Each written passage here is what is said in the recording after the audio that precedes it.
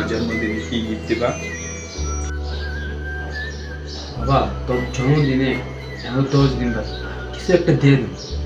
বাবা, প্রত্যেক বন্ধুর বাবারা তোদের জন্মদিনে মোবাইল, বাইক গিফট দেয়, তুমি তো আমার কিছু দিলা না। আসলে বাবা আমার কাছে তো টাকা। বাবা, আমার মতন বাবা থাকার থেকে না থাকা ভালো।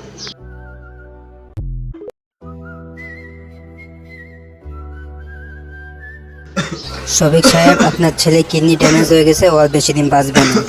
বাবা, আমি তো বেশি দিন বাঁচবো না। তুমি বললা না আমার জন্মদিনে কি গিফট দেবা? আমার ছেলে যেমনি হোক বাঁচান ডাক্তার।